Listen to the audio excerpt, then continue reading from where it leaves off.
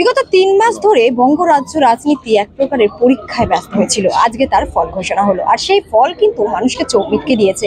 কারণ একের পর এক অভিযোগ তুলেছিল বিরোধীরা, কিন্তু শাসক দল নিজের জায়গায় টিকেছিল এবং আজকে ফল দিয়ে তাদেরকে আসল জবাব দিচ্ছে। এই মুহূর্তে আমার সঙ্গে রয়েছে কসবা বিধানসভার বিধায়ক তথা রাজ্যের মন্ত্রী জাভেদ খান। তার সাথে কথা বলবো। দক্ষিণ কলকাতার ফল এত ভালো, প্রথমে কি বলবেন? এটা দিদির নিজের গড় আর নিজের কনস্টিটিউয়েন্সি, সেখানে ভালো হবে না এটা কেউ ভাবতে পারে না। আর মানুষের যখন যে কাজ করে, যে পার্টি হোক, যারা মানুষের কাজ করে, মানুষ তাকে আশীর্বাদ করে এবং মানুষ তার পাশে থাকে।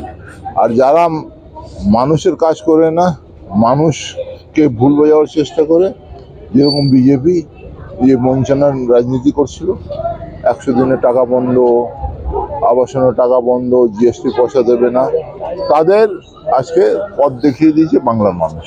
তোমাদের এখানে কোনো স্থান নেই, জায়গা নেই, সেই জায়গাটা দেখিয়ে দিয়েছে।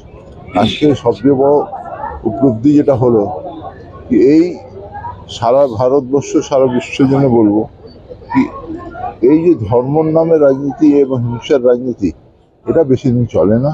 এটাই আজকে প্রমাণ হয়েছে। সেটা উত্তরপ্রদেশে হয়েছে, বিহারে হয়েছে, মহারাষ্ট্রে হয়েছে। পয়সা দিয়ে সব কিনা যায়, কিন্তু পয়সা দিয়ে বিবেক কিনা যায় না। দক্ষিণ কলকাতা থেকে কেমন লিড পেল? দক্ষিণ কলকাতা থেকে ভালো লিড পেয়েছে এবং সেই লিডটা আজকে মানুষের যে কিরকম সে বিশ্বাস মা মাটি মানুষের উপরে, দিদির উপরে, অভিষেকের উপরে, সেটা অটুট। ওটা তুলনা করা যায় না।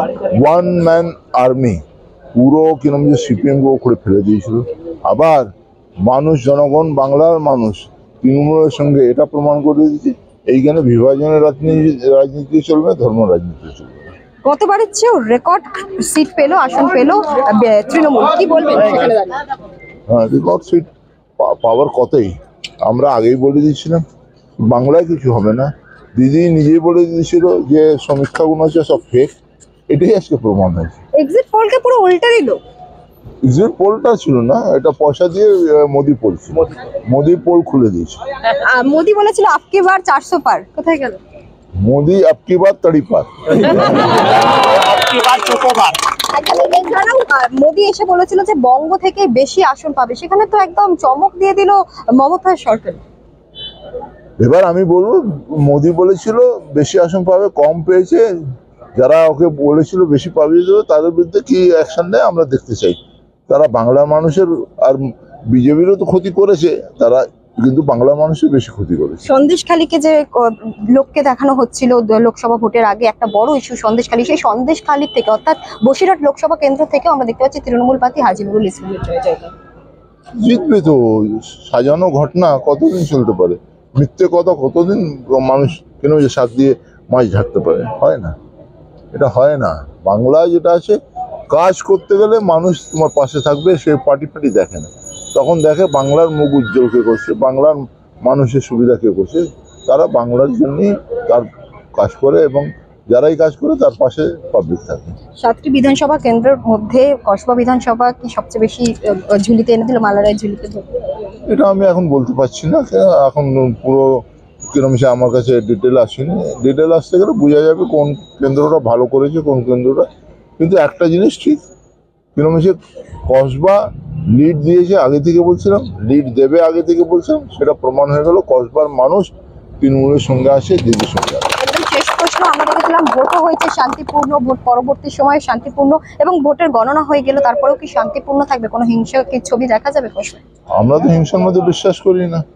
আমাদের নেত্রী কিরম সে অহিংসা আন্দোলন করেছিল নন্দীগ্রাম এবং সিঙ্গুর দিয়ে, সেইখানে 26 দিন কিরম সে না খেয়ে ওইখানে ছিল। তো আজকে আবার নতুন করে প্রমাণ করে দিল, গান্ধীজির পরে অহিংসা আন্দোলন যদি কেউ করতে পারে তার নাম হচ্ছে তৃণমূল কংগ্রেসের নেত্রী মমতাজি। তিনি সে প্রমাণটা করে দিলেন। আমরা বিশ্বাস করি বদলে বদলার না, কিন্তু যদি কেউ গায়ে এসে মারতে আরম্ভ করে, আমাদের গায়ে পড়ে যদি ঝগড়া করতে আসে, তৃণমূল কংগ্রেস আবার ওটা সহ্য করবে না। ভোট ব্যাংকের রেকর্ড গড় মহিলাদের, সেখানে দাঁড়িয়ে লক্ষ্মী ভান্ডারে কি আস্থা রাখলো মহিলারা? দিদির উপরে আস্থা রাখুন, লক্ষ্মী ভান্ডার না। একটা প্রকল্প বলুক যেটা ফেল হয়েছে, কন্যাশ্রী, সেটা অ্যাওয়ার্ড পেয়েছে, কি নাম সে রূপশ্রী, সেটাও সাকসেসফুল। কি নাম সে লক্ষ্মী ভাণ্ডার, সেটা সাকসেসফুল। স্বাস্থ্যসাথী, সেটা সাকসেসফুল। কোনটায় আমরা ব্যর্থ হয়েছি?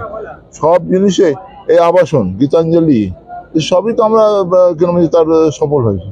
তাহলে আজকে সেই জায়গা মানুষের জন্য যে কাজ করবে, তাকে মানুষ পিঠ দেখায় না, সামনে মুখ দেখায়, এসে বলে কি আপনি ভালো কাজ করছেন। এটাই আজকে প্রমাণ হচ্ছে।